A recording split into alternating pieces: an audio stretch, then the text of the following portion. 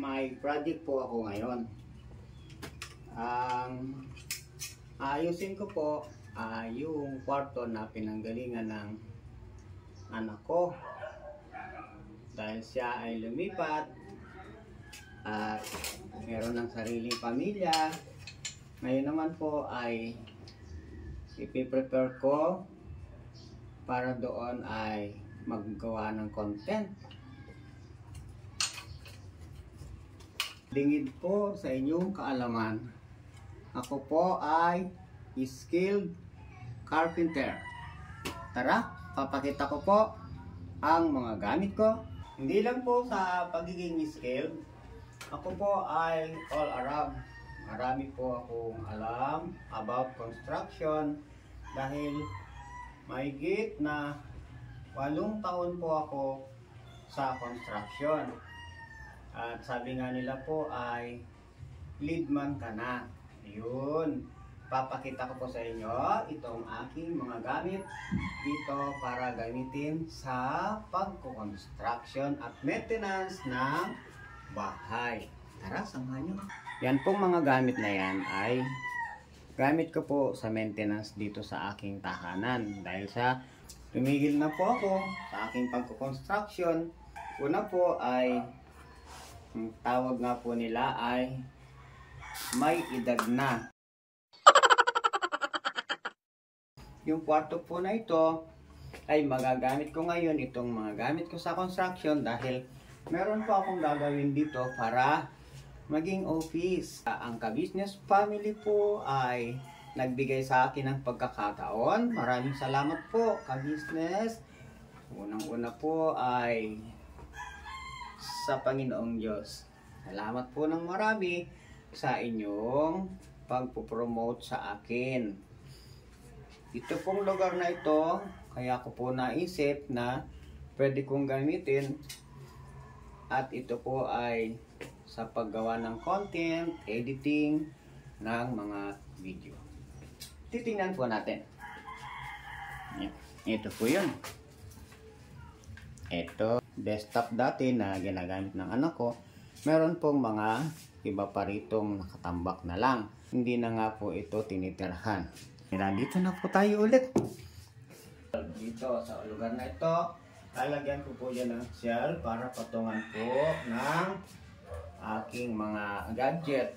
At ito naman po sa bandang baba, itong table na ito, baka pwede po siguro akong magdagdag. Pin-repair ko na po yung mga gamit ko kanina para po magamit sa pagtatrabaho dito.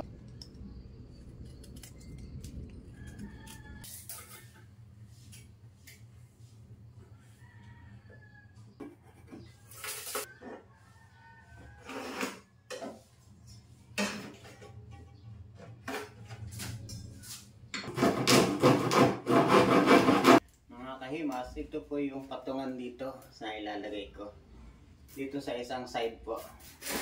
Galing na po ito sa isang estante na ginawa ko doon nung pong nagplano ako mag bakery. Nung umalis na po kami doon ay kinuha ko po ulit. Ayun, naputol na yung dalawa. Isusukat ko na po.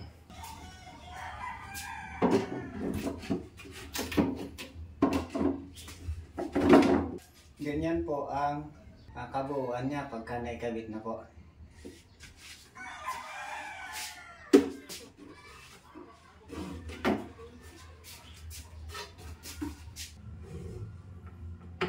Ulitin po natin ang nivel na. Ayan po ang nivel na tinatawag. Ang ginawa natin ay eksaktong nivelado. Sentro pa tayo. O yun, nivelado po ang ating ginawang patungan. Kaya naman, marami nang maipapatong dito. Sa laki na ito, ay marami na pong maipapatong dito. Bukod po sa ating ginawa kanina na napanood nyo, yan, nauna, ay nagdagdag po ako ng isa pa. Yan po, yung isa na yung shelf na yan naka-slanting para meron pong patungan ng kung ano po yung mga magandang ipatong diyan.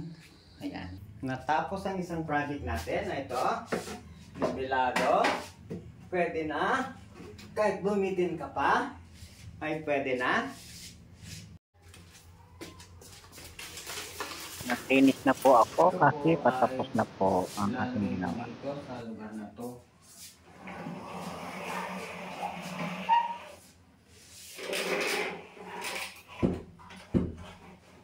Ganito po. At ito pong aking bangko. Ito ay dito po ito. Ayan. Ito pong table na ito. Sayangan nito ay dito itong mga ito. Ito. Ito po na maliit na ito.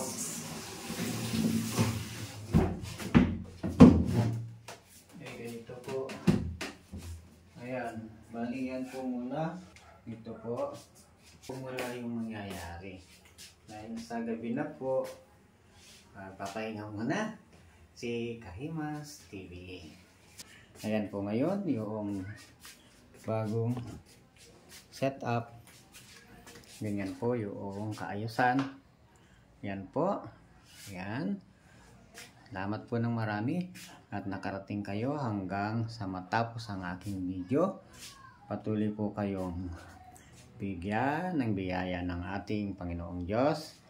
Pagpalain kayo sa lahat ng inyong gawain sa araw-araw, saan lahat man ng panig ng mundo ang tatanggaan, ang kasipagan, ang dulot ay tagumpay. From Kahimas Family. Ito na po muna ang ating gagawin. Ayan, salamat po kay Business Family. Salamat po. Salamat po ng marami sa inyo. Kagwang Officials. Salamat po ng marami sa inyo. Ang Mrs. Ka-Business, salamat po ng marami sa inyo. Boss Dave, Papa Deans, at saka si Budang, inyong kapamilya, bunso, salamat ng marami sa inyo. Nang ako po ay mapunta sa inyo, madalo kami ni Wakiwak TV, ay nagpapasalamat po ako sa inyong pagtanggap sa akin. Pinagpapasalamat ko rin po ng napakarami ang inyong pagka-promote sa akin. At nawa po ay tulungan ako ng Diyos na lalo nang makagawa ng mga content. Ipagpamanhin nyo na po yung mga content ko. Dahil sa yun lang po ang advice sa akin nung nagsisimula ako. Hindi ko po alam na ang mga short video ko ay hindi po pala siya papakinabangan. Bagaman meron po ako mga long video, ay hindi rin po kapaki-pakinabang. Sa mga nag-subscribe na po sa akin, pasensya na po kayo. Pasensya na po sa mga video na naabutan nyo. Humihingi po ako ng paumanhin sa inyo. Dahil sa totoo po ay talagang hindi po ako masyadong skilled pa sa aking content creator o vlogger. Yan po ay aking pagbubutihin alang-alang po sa pangalan ng Ka-Business Family.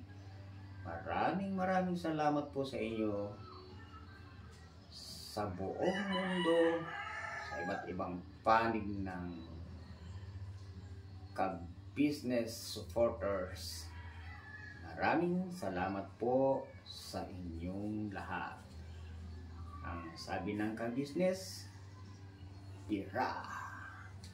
Ang sabi naman ng Kahimas TV, ang kasipagan, ang dulot ay tagumpay.